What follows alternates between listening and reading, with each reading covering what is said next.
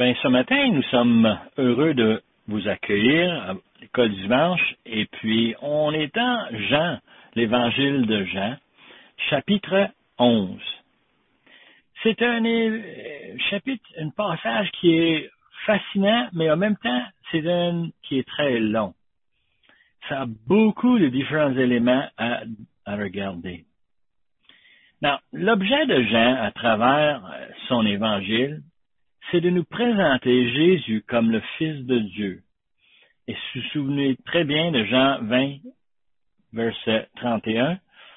Nous avons répété à chaque semaine, et d'ailleurs, c'est pas juste parce qu'on veut que vous mémorisez ce verset-là, mais Jean nous dit que ces choses ont été écrites pour nous convaincre que Jésus est le Fils de Dieu, et qu'en croyant, que nous ayons la vie éternelle.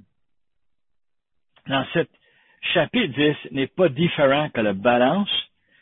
Ce chapitre ici se présente ici dans le temple, et on a vu que Jésus était avec les Juifs suite à la guérison de l'homme né aveugle. Et dans la confrontation avec les Juifs, il est constamment en train de les opposer. Leur religion est fausse et ils veulent que eux autres le croient comme étant le Fils de Dieu. Et enfin, à la fin de verset de chapitre 10, il nous dit, vous ne croyez pas en moi, mais croyez dans les œuvres.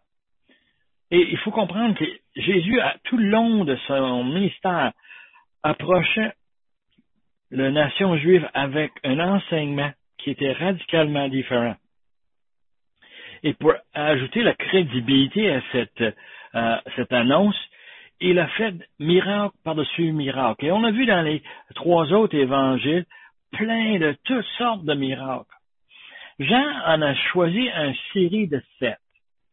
Et il voulait montrer les pouvoirs surnaturels de Jésus. Le premier, si vous vous souvenez, c'est dans le chapitre 2 où on a eu la transformation de l'eau en vin. C'est un miracle, peut-être pas le plus spectaculaire, mais c'est le premier. Et ensuite, il a passé à la guérison du fils de l'officier dans le chapitre 4. Ce qui m'a beaucoup impressionné avec cette guérison, c'est qu'il l'a fait par télécommande. Il a dit à l'officier, rentre chez toi, ton fils est bien. Et quand l'officier est rentré chez lui, ses serviteurs lui ont dit, ton fils, il va bien. Et il lui a posé les questions en le disant à ses serviteurs, quand est-ce qu'il a été mieux? Et ils ont donné l'heure où tout a changé. Et l'officier savait que c'était Jésus au moment qu'il avait parlé et Jésus avait dit que son fils allait bien. Alors, il voyait vraiment la capacité de Jésus, pas mal plus spéciale qu'on peut imaginer. Non, le troisième, c'était la guérison du paralytique à la piscine de Bethséda, en chapitre 5. Et vous vous souvenez très bien comment est-ce que ça virait. On a tourné le dos sur Jésus après qu'on lui a guéri. Il était allé voir les Juifs pour dire, c'est ce Jésus qui m'a guéri et qui m'a dit d'amener mon lit le sabbat. Chapitre 6 nous présente un miracle encore où on va nourrir 5000 hommes. Et bien sûr, les épouses et les enfants, c'était probablement plus proche de 20 000 personnes. Et on a cette notion qu'on va faire de la nourriture. Là, vous autres, les madames, vous êtes très familiers avec l'idée de préparer la bouffe, n'est-ce pas? Et de préparer la nourriture pour 5000 personnes et leurs familles qui se présentent chez vous. Wow! Un instant, ça représente toute une œuvre. Et ce que le Seigneur a fait ça avec 5 petits pains et 3 petits poissons. Dans le chapitre 6, Jésus a marché sur l'eau. Et ça, c'est un autre miracle que Jean nous veut nous montrer que Jésus est bien plus qu'un homme ordinaire. Dans le chapitre 9, on a vu le 6e de ces miracles, la guérison de l'homme né aveugle. Et c'était fascinant lorsqu'on voit comment cet homme a commencé à croire dans Jésus comme étant un homme envoyé de la part de Dieu. Et quand il est interrogé par les Juifs, comment est-ce qu'il défend Jésus et comment, à la fin, c'est lui qui trouve Jésus dans le temple et Jésus se présente devant lui, il dit, tu sais-tu qui t'a donné cette miracle? Il dit non, il dit, c'est celui à qui tu parles. Et l'homme avait tombé à ses pieds pour l'adorer parce qu'il savait que Jésus était le Fils de Dieu. Mais le 7e se trouve dans ce chapitre ici, et c'est la résurrection de Lazare. C'est une des preuves pour montrer le pouvoir de Jésus. Et tout le long, on voit comment est-ce que Jésus est en train de faire des choses de plus en plus spectaculaires. Et quand on arrive à la résurrection de Lazare, je dirais que c'est quasiment comme le summum. La plus grande chose miraculeuse qu'on pourra faire, c'est de ramener quelqu'un qui est mort à la vie. Dans ce récit est long, 57 versets. Il y a plusieurs volets, mais tout au sujet de la foi des participants. Ils sont préoccupés tous avec les choses présentes, les événements, les circonstances, les problèmes de la vie. Et les événements dans ce passage servent pour tourner nos yeux vers Jésus. Et c'est ça mon objectif pour vous aussi.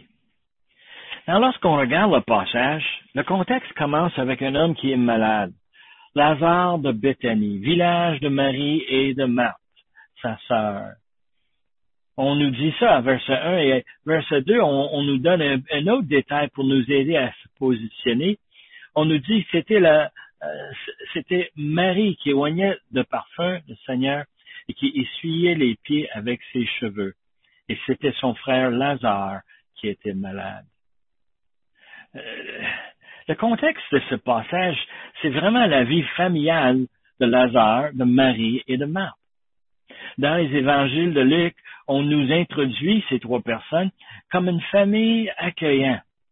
Dans le temps de notre Seigneur, les hôtels n'étaient pas les choses courantes.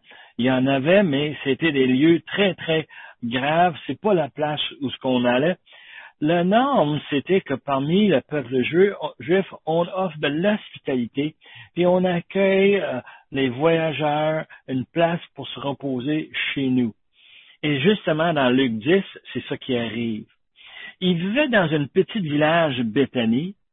Le nom Béthanie voulait dire maison du pauvre. C'est un petit village. C'est un village près de Jérusalem, à peu près 3 kilomètres de Jérusalem.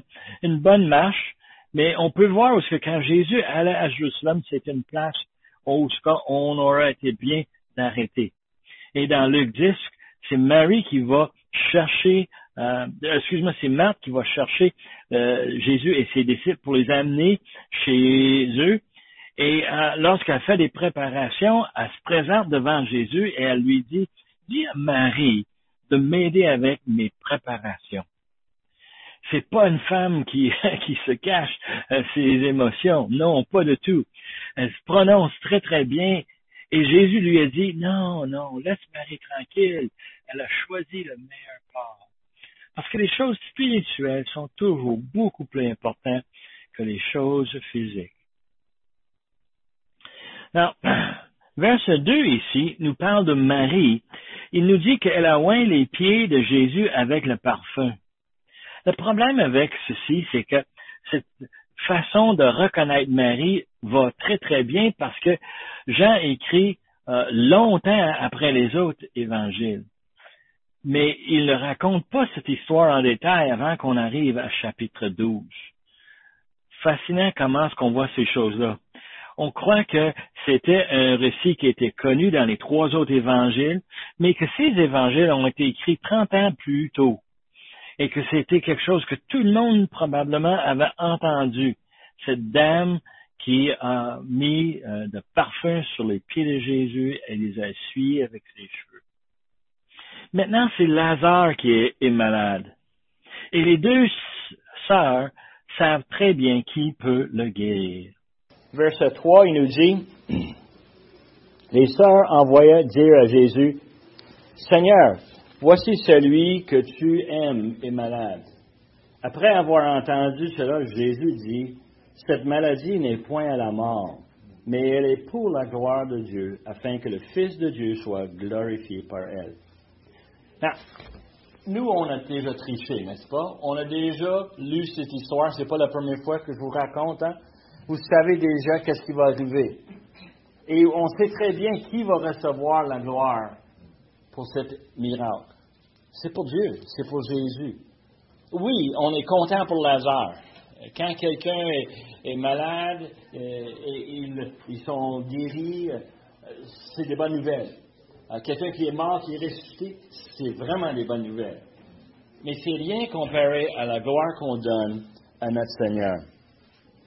Et on a cette notion ici que c'est une maladie qui va servir le Seigneur. Et c'est ça que Jean veut convaincre son auditoire. Il le dit. Now, les sœurs, ils savent très bien à qui ils s'adressent. Et Jésus semble donner un indice qui est faux, n'est-ce pas? Il dit, cette maladie, quoi, n'est point à la mort. C'est pas une maladie qui rend à la mort. C'est une petite rhume, une petite grippe. Ça, c'est la première réaction. Si moi, j'avais été un des disciples, j'étais là, j'aurais dit, pas grave. Jésus, il sait. Il est omniscient, un autre de ses pouvoirs surnaturels. Il sait. Ben, si Jésus sait que ça mène pas à la mort. Mais nous savons, parce que nous, on a lu qu'il va mourir, mais Jésus va le ressusciter. Jésus regarde beaucoup plus loin que la simple maladie, l'homme qui est couché avec un problème quelconque. Et on le voit très bien. Now, c'est fun qu'il dit ces choses-là. Il dit, verset 5, que Jésus aimait Marthe. Et ça, c'est... Il dit, il aimait Marthe et sa sœur et Lazare.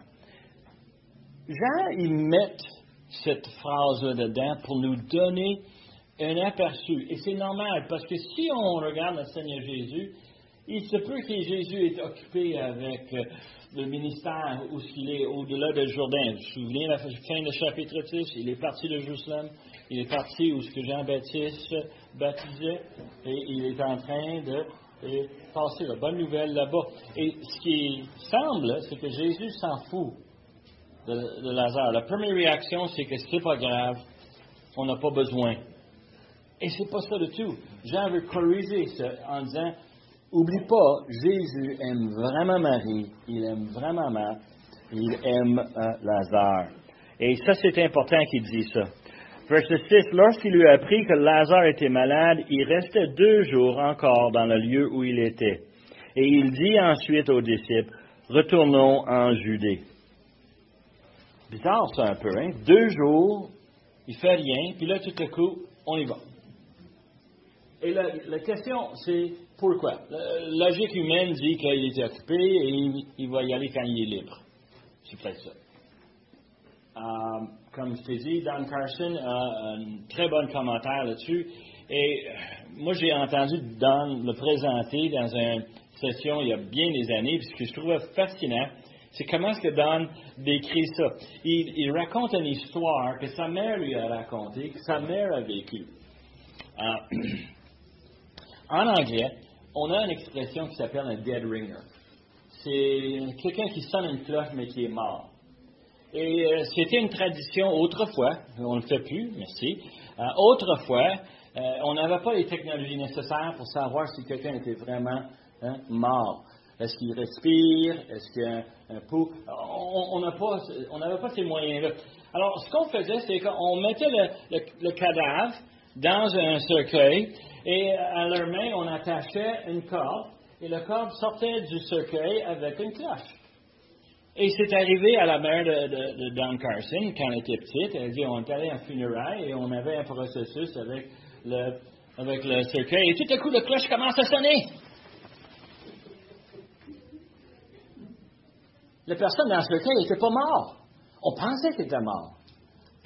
Et tout à coup, la personne dans le cercueil est en train de dire quoi? Sors-moi d'ici, là! Hey, qu'est-ce que je fais dans cette boîte-là? Est-ce qu'on a cette image? Est-ce qu'on le comprend très bien? Oui, hein? I mean, vous riez, mais comme Don nous a dit, c'est vraiment arrivé. Puis ça arrivait de temps en temps. Et je trouvais ça vraiment fascinant. Puis là, nous autres, on riait tout parce qu'il disait, ben, c'est un dead ringer. C'est quelqu'un qui était mort, mais qui était en vivant assez pour sonner la cloche. La notion ici, c'est est-ce que Jésus s'attendait que Lazare soit mort?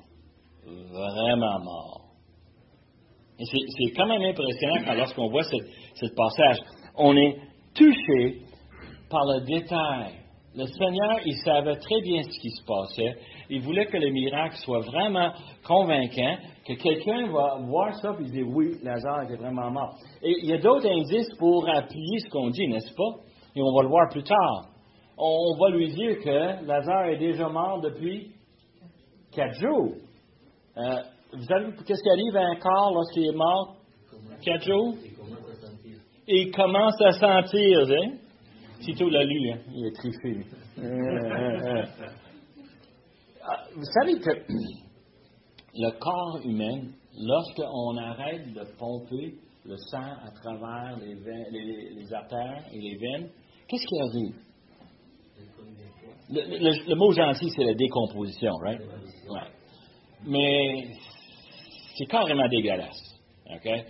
Comment est-ce que notre corps, lorsqu'il arrête de fonctionner, comment les organes arrêtent de fonctionner, comment les cellules arrêtent de faire leur travail, et qu'est-ce qui arrive? Ils commencent à se dissoudre. C'est affreux. Quand tu dis que ça sent pas bon, là, il y a une raison pour laquelle.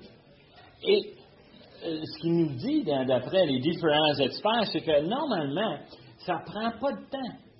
En dedans de 72 heures, c'est vraiment fini.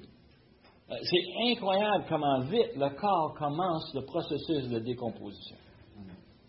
Et les Juifs n'étaient pas comme les Égyptiens. Ils n'embaumaient pas leur mort. Quand quelqu'un est décédé, nous, on l'amène à la maison funéraire, ils vont s'occuper du corps, ils vont le préparer. Nous, on va aller à un funéraire, et puis qu'est-ce qu'on va voir? On va voir quelqu'un qui a l'air d'avoir, en train de dormir après un party. Ils sont habillés schnick, ils sont beaux, on les a maquillés. La vraie vie, c'est pas comme ça. Et ce qui est fascinant, et on va le voir à travers ce passage, combien la vie des Juifs était connectée, si tu veux, associée avec la mort. Tellement d'images qui nous aident à comprendre c'est quoi la mort. Juste pour vous donner un aperçu, lorsqu'il allait offrir un sacrifice, c'était pas quelque chose de rose. Et normalement, la personne qui amenait un agneau pour un sacrifice, on mettait notre main sur la tête de l'agneau et le prêtre égorgeait l'agneau devant nous. C'est pour nos péchés. C'est pour nous. Et ce pauvre agneau va perdre sa vie devant nous. Juste penser à manger dans ce temps-là. Nous, quand on a besoin d'un hamburger, qu'est-ce qu'on va? On va chez Costco, on achète un paquet de viande, on prend les viandes congelées, on les met sur le barbecue, on prend des petits pains, on les réchauffe. Bonheur total, n'est-ce pas? C'est pas dégueulasse. Ah, mais oui, des fois, les enfants viennent nous voir bien. On attaque ses cuits, là, tu dirais ça. Tu me viendrais me dire ça, hein? Mais la réalité, c'est que les autres, non. Il fallait qu'on apprête la viande. Il fallait qu'on enlève le pot. Il faut qu'on coupe la viande des os. Il y a tout un exercice de préparation. Les gens étaient habitués avec des animaux morts tout le temps.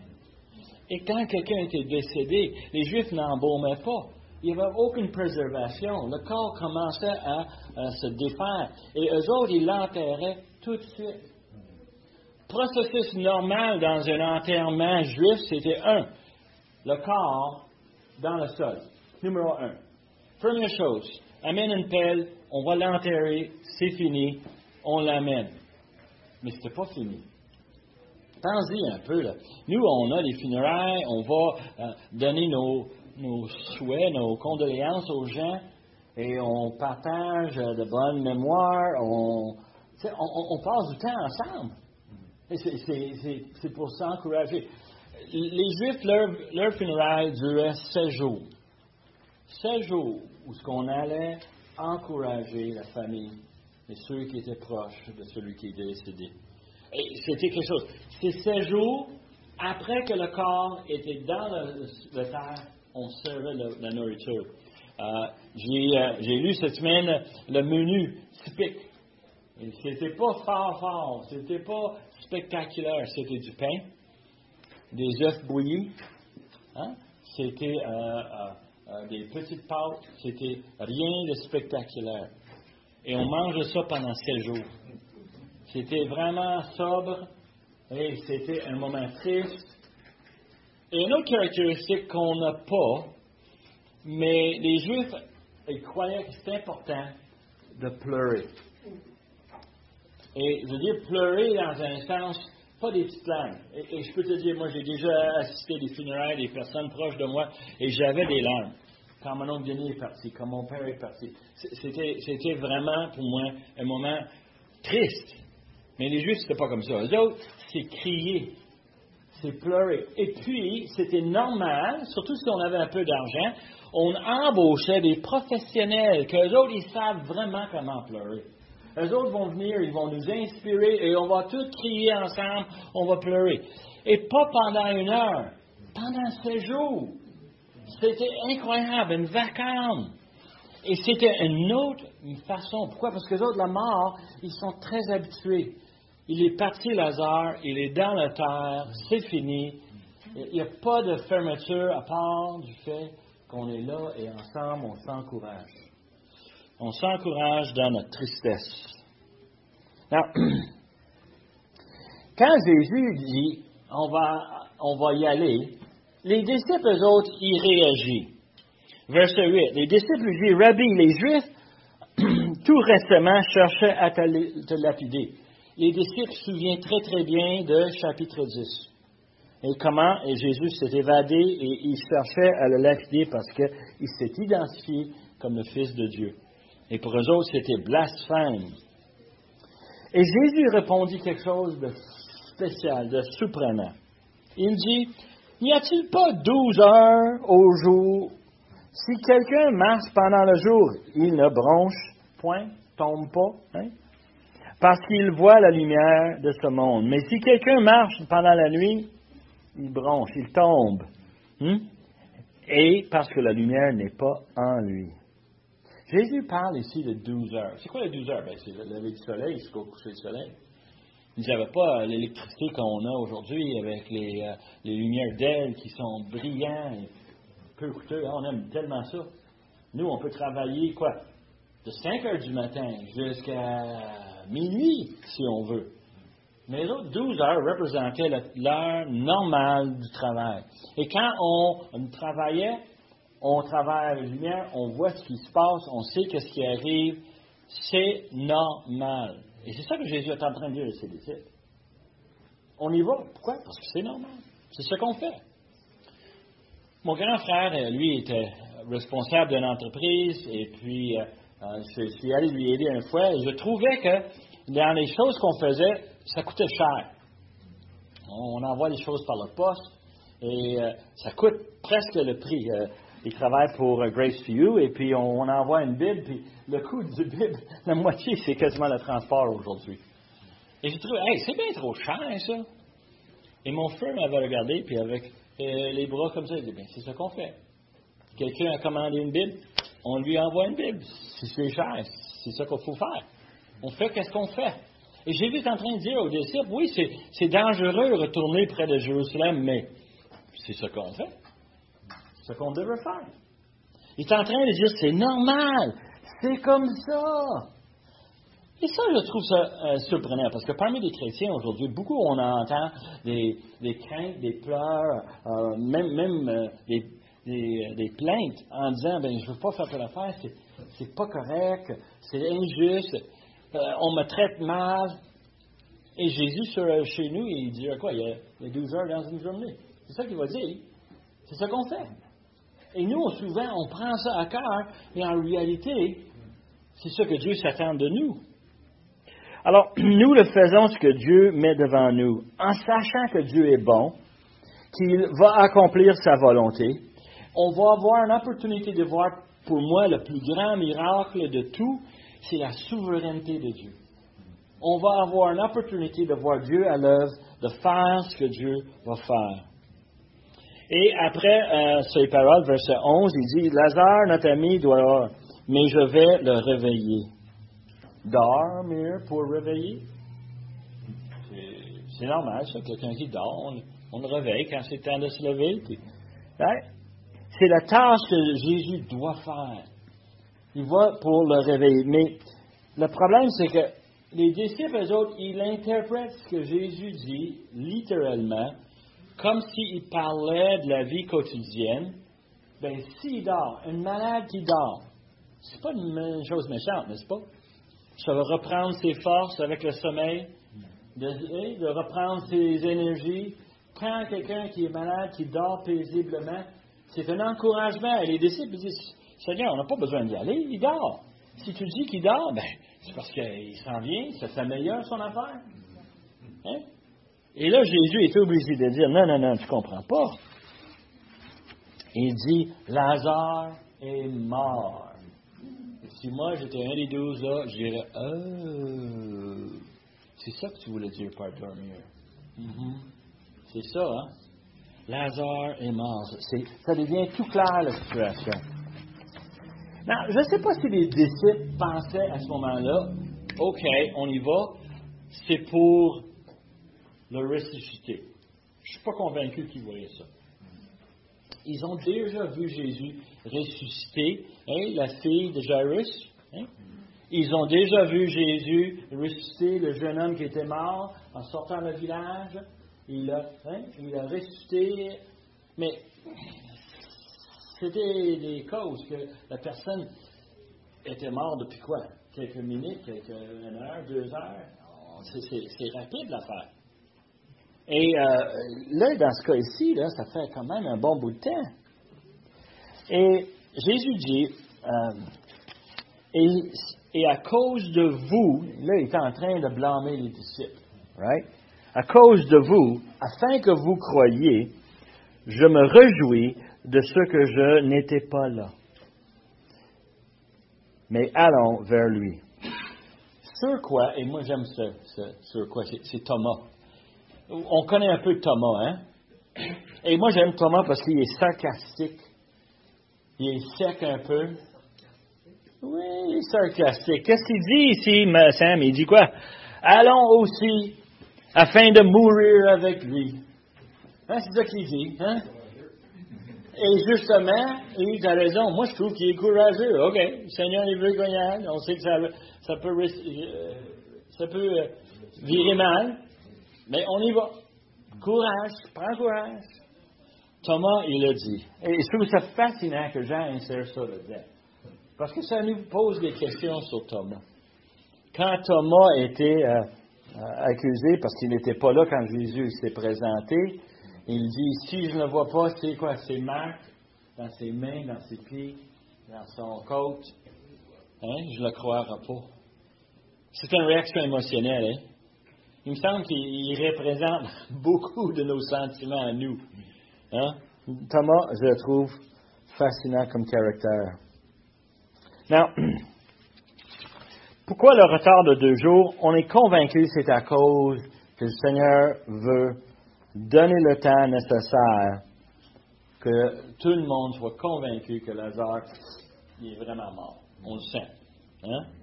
Et il faut voir la mathématique. Dans les commentaires, ils passent énormément de temps à débattre ceci, que je trouve fascinant, mais moi, je suis une personne un peu gros bon sens. J'ai une tendance à prendre tout ça à la légère. Ils disent que le messager a dû trouver Jésus.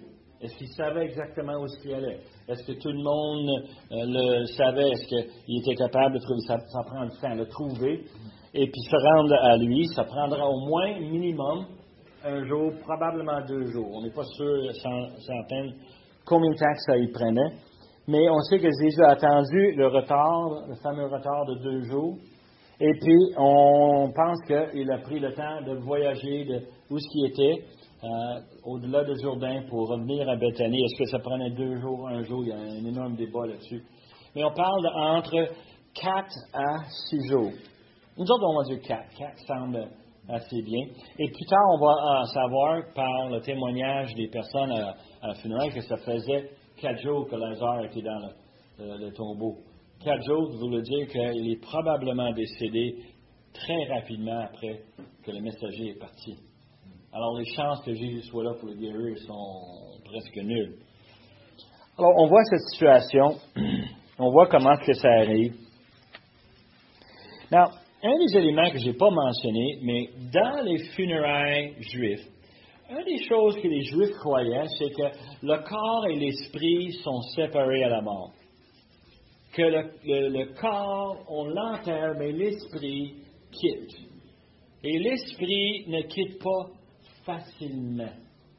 Et on peut avoir l'image de Don Carson avec le Dead Ringer, right? L'esprit est encore dans le cercueil, la cloche sonne. Hey, sors-moi d'ici. Et on voit cette image où c'est pas juste les Juifs qui pensaient comme ça. L'esprit n'est pas parti instantanément. L'esprit reste, il rôde autour. Dans la croyance des Juifs, il restait probablement 2, 3, 4, 5, même 6 jours. Et là, tu peux voir pourquoi on avait une funéraille avec le deuil pendant 6 jours, pour donner respect à cet esprit-là. Et tu peux voir la logique en arrière où ils disent, il faut l'étirer un peu. Et on a cette notion ici qu'on attendait que son esprit soit vraiment parti. Et pour cela que Jésus puisse démontrer sa puissance divine. Alors, verset 17, Jésus étant arrivé, trouvait que Lazare était déjà depuis 4 jours dans le sépulcre. Et comme Béthanie était près de Jérusalem, à 15 stades, ça c'est notre 3 kilomètres à peu près, beaucoup de Juifs étaient venus vers Marthe et Marie pour leur consoler de la mort de leur frère. Une famille bien connue, assez bien connue, que les gens vont se déplacer pour venir donner leurs condoléances, venir pleurer avec eux autres, crier avec eux autres.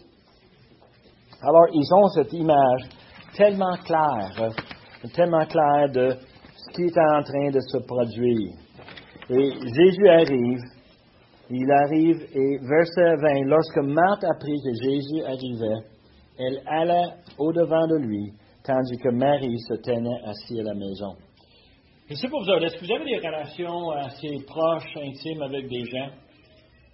Quand vous les parlez, vous voulez les parler, vraiment. Vous voulez avoir l'attention. J'ai déjà raconté comme une fois que j'ai pris le visage de mon enfant, je me suis mis à genoux, puis je mettais son visage face à moi pour lui dire quelque chose de bien important.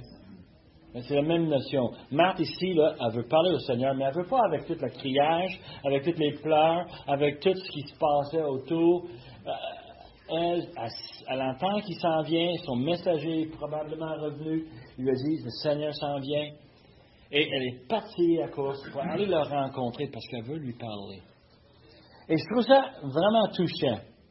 Quelqu'un qu'on aime beaucoup, on veut passer le temps et on veut vraiment partager la sympathie avec eux autres. Alors, verset 21, Marthe dit à Jésus, « Seigneur, si tu eusses été ici, mon frère ne serait pas mort.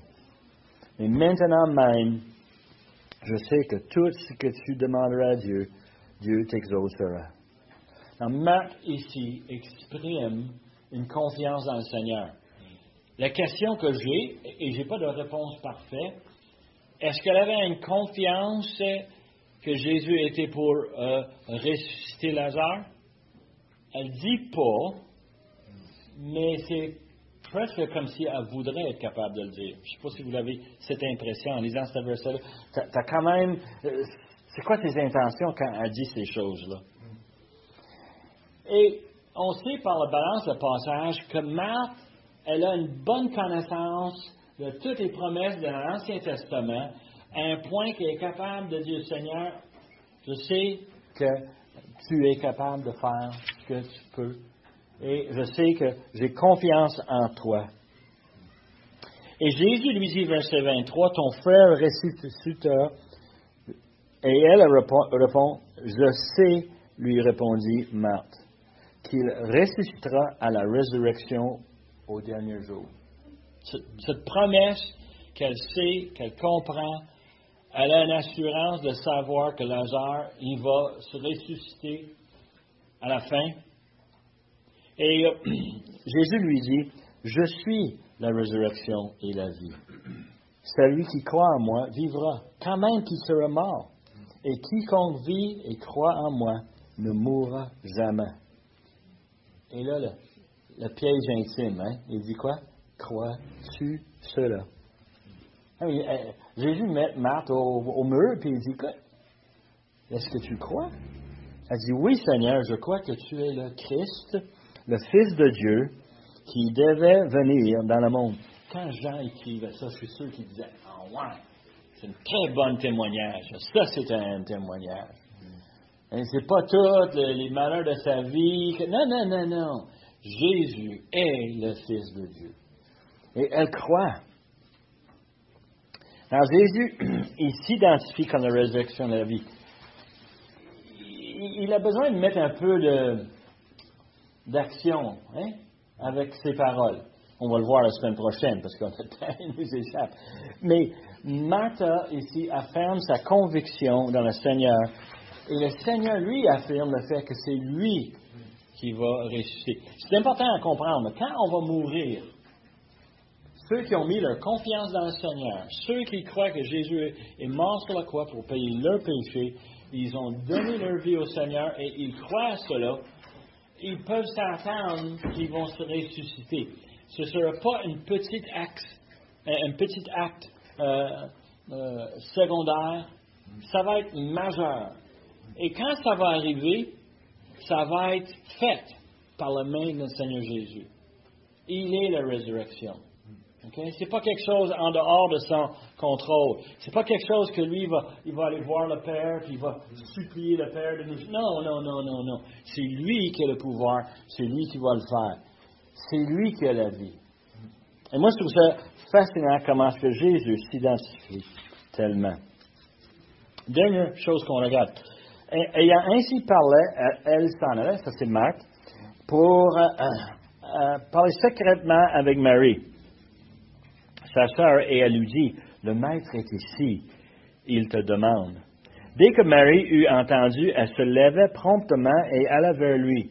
Et car Jésus n'était pas encore entré dans le village, mais il était dans le lieu où Marthe l'avait rencontré. Les Juifs qui étaient avec Marie dans la maison et qui le consolaient, l'ayant vu se lever promptement et sortir, le suivirent, disant, elle va au sépulcre pour y pleurer. Encore plus de pleurs, plus de criage. Hein? Et lorsque Marie fut arrivée là où était Jésus et qu'elle le vit, elle tomba à ses pieds. Elle lui dit, Seigneur, si tu eusses été ici, mon frère ne serait pas mort. Marie aussi, elle a des convictions.